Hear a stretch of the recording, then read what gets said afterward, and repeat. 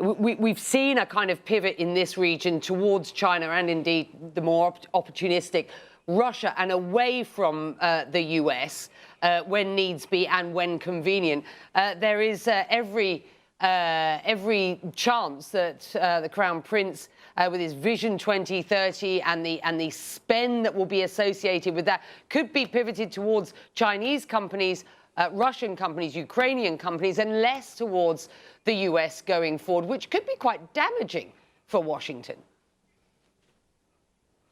And this is something certainly that Washington would be aware of. And I think that's why we hear the Biden administration saying, you know, while we're sort of not going to support the war in Yemen, we are going to support the defense of Saudi Arabia, making it clear to the kingdom that they're a big ally, that the historic sort of generations long meeting of kings and former presidents, that's not something that's going to change. That's the message. But you're absolutely right. I mean, there's a big economic, a much bigger, a growing economic interest between China and Saudi Arabia. And certainly President Putin has had very close ties with King Salman and Crown Prince Mohammed bin Salman. So I think if you're the United States looking over your shoulder at who else might take your place in that relationship, there are certainly others waiting there. And Saudi Arabia, I was speaking to somebody close to the country's significant investment fund recently, and they made it very clear the investments that the kingdom makes are for national interest, that these will be sound investments. And if they think, this isn't how it was said to me, but if they think, the implication is, if they would think that they're going to have sound investments